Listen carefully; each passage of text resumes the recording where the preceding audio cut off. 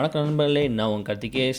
இந்த இடக்க போகிறோம்னா எப்படி ஒரு வெப் சர்வர் யூஸ் பண்ணி NodeMCUயோட எல்இடியை கண்ட்ரோல் பண்ணுறது அப்படின்னு பார்க்க போகிறோம். ஸோ வாங்க வீடியோக்குள்ளே போயிடலாம்.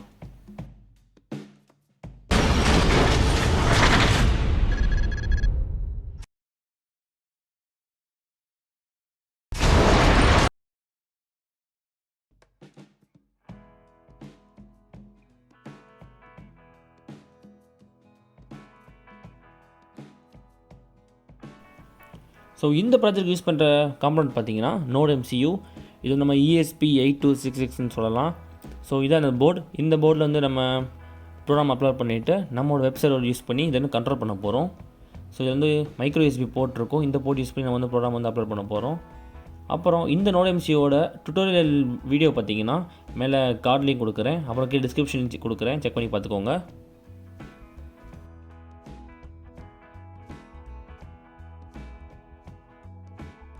ஸோ இந்த போர்டும் நம்ம யூஸ் பண்ணுற Arduinoவும் சேம் இந்த மாதிரி பின்ஸ் தான் இருக்கும்.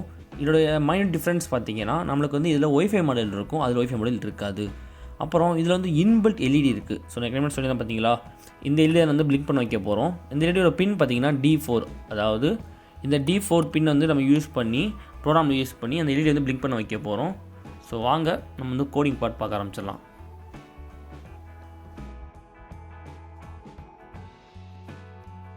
ஸோ ஓகே காய்ஸ், நம்ம ப்ராஜெக்டோட ப்ரோக்ராமிங் சைடு வந்து ஆரம்பிச்சிடலாம். ஸோ ஃபஸ்ட்டு நமக்கு என்ன தேவைன்னு பார்த்தீங்கன்னா Arduino ஐடி ஓப்பன் பண்ணிக்கோங்க. அதில் வந்து tools and then ports manager open பண்ணிக்கோங்க. ஸோ இதில் வந்து நம்ம ஒரு ஸ்பெசிஃபிக்கான போர்டு வந்து டவுன்லோட் பண்ண போகிறோம் NodeMCU யூஸ் பண்ணுறதுக்கு. ஸோ ஜஸ்ட் இங்கே போயிட்டு ESP8266 அப்படின்னு டைப் பண்ணிடுங்க. ஸோ ஃபஸ்ட்டு இது வருது பார்த்தீங்களா, இதை வந்து இன்ஸ்டால் பண்ணிக்கோங்க. நான் ஆல்ரெடி இன்ஸ்டால் பண்ணிவிட்டேன், நீங்கள் இன்ஸ்டால் மட்டும் பண்ணிடுங்க. ஸோ நெக்ஸ்ட்டு இந்த கோடிங் நம்ம யூஸ் பண்ண போகிறோம். ஸோ இந்த இருக்குது பார்த்தீங்களா, இந்த ஃபுல்லாக நம்ம வந்து யூஸ் பண்ண போகிறோம். இந்த ப்ரோக்ராமோட லிங்க் வந்து டிஸ்கிரிப்ஷனில் தரேன், செக் பண்ணிக்கோங்க. ஸோ ஆரம்பிச்சிடலாம். ஃபஸ்ட் என்ன பண்ணுறோம் அப்படின்னா இன்க்ளூட் பண்ணுறோம். நம்ம டவுன்லோட் பண்ணோம் பார்த்தீங்களா, இன்க்ளூட் பண்ணுறோம். அது பண்ணுறதுக்கு முன்னாடி டூல்ஸ் போயிட்டு போர்டு. ஸோ எக்ஸ்ட்ரா ஒரு ரோ இருக்குது பார்த்தீங்களா, ESP8266ன்னு நான் ஆல்ரெடி செலக்ட் பண்ணி வச்சுருக்காங்க எனக்கு காமிக்குது. ஸோ இப்படி இருக்கும் உங்களுக்கு, இப்படி அதாவது ஜஸ்ட் ஸோ நீங்கள் டூல் போனால் நார்மலாக உங்களுக்கு இப்படி தான் இருக்கும். ஸோ இதில் போர்ட் போயிட்டு இங்கே ESP8266 ஓப்பன் பண்ணிக்கோங்க.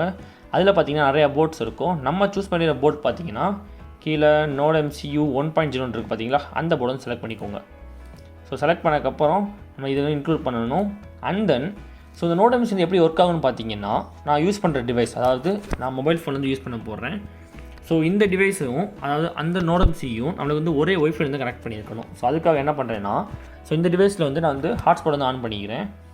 அந்த ஹாட்ஸ்பாட் நேம் பார்த்தீங்கன்னா KarthiKesh Roboticsனு வச்சுருக்கேன். அந்த அதோட பாஸ்வேர்டு பார்த்தீங்கன்னா KK Robotics அப்படின்னு சேஞ்ச் பண்ணியிருக்கேன். ஓகேவா?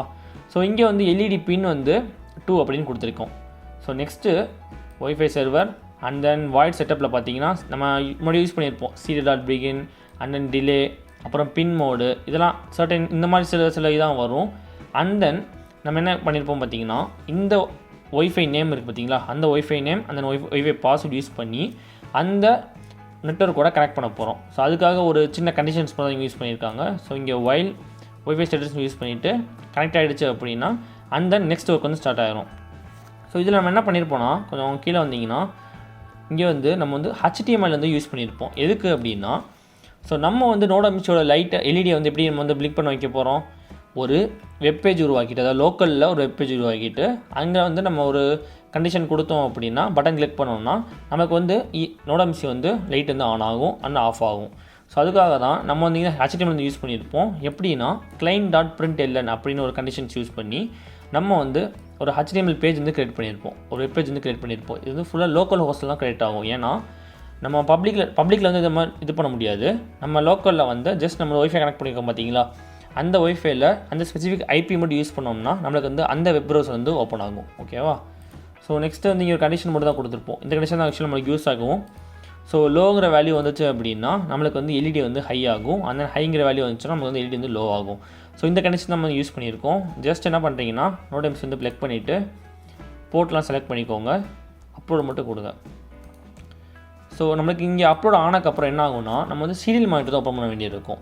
அந்த சீரியல் மானிட்டரில் ஃபஸ்ட்டு வந்து அப்லோட் ஆகும்போது நம்மளுக்கு வந்து ஒய்ஃபை சர்வரோட கனெக்ட் ஆகிரும். அண்ட் தென் சீரியல் மானிட்டரில் பார்த்தீங்கன்னா நம்மளுக்கு வந்து ஒரு ஐபி அட்ரஸ் வந்து ஜென்ரேட் ஆகும். அந்த ஐபியை நீங்கள் வந்து நீங்கள் கனெக்ட் பண்ணியிருக்கிற அந்த ஒய்ஃபை நேம், அந்த ஒய்ஃபை பாஸ்வேர்டில் கனெக்ட் பண்ணியிருப்பீங்க பார்த்தீங்களா, அந்த டிவைஸில் வந்து வெப் ப்ரௌசரில் வந்து அந்த ஐபியை யூஸ் பண்ணுங்கள். உங்களுக்கு வந்து ஒரு ப்ரௌசர் வந்து க்ரியேட் ஆகும். ஸோ வெயிட் பண்ணுங்கள், ஜஸ்ட் அப்லோட் மட்டும் ஆகட்டும்.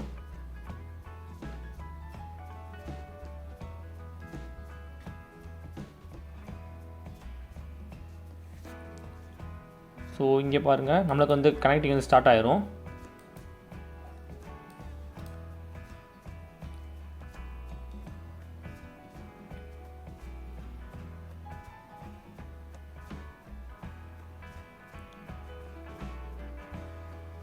ஸோ ஆக்சுவலாக நான் வந்து இப்போதைக்கு NodeMCU வந்து என் லேப்டாப் மூலிமா வந்து கண்ட்ரோல் பண்ண போகிறேன். ஸோ லேப்டாப்பும் NodeMCU ஒரே ஒய்ஃபைல வந்து கனெக்ட் ஆகிருக்கு. ஓகேவா?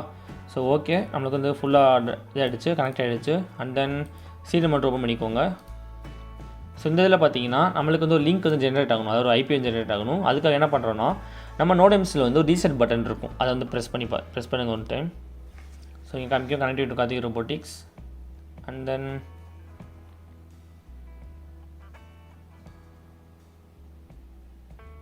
ஸோ வந்து பார்த்தீங்களா, இந்த ஐபி தான் நம்ம வந்து யூஸ் பண்ண போகிறோம். ஜஸ்ட் காப்பி பண்ணிவிட்டு உங்களோட வெப் ப்ரௌசரில் வந்து பேஸ்ட் பண்ணிடுங்க. ஸோ இங்கே பாருங்கள், நான் இங்கே வந்து டர்ன் ஆன் அப்படின்னு கொடுத்தேன்னா எனக்கு வந்து இங்கே NodeMCU எல்இடி வந்து டர்ன் ஆன் ஆகும். அண்ட் தென் டர்ன் ஆஃப் கொடுத்தேன்னா இது எல்இடி வந்து ஆஃப் ஆயிரும். ஸோ இது இந்த மாதிரி தான் நம்ம வந்து மூணு ஐஓடி ப்ராஜெக்ட்ஸ் பண்ண போகிறோம். ஸோ இது பேசிக் லெவல் தான். ஓகேவா? ஸோ இது என்ன பண்ண போகிறேன்னா, நான் வந்து என்னோடய மொபைல் ஃபோனில் வந்து இந்த ஐபி யூஸ் பண்ணி நான் வந்து இந்த NodeMCU வந்து கனெக்ட் பண்ண போகிறேன். ஸோ வெயிட் பண்ணுங்கள்.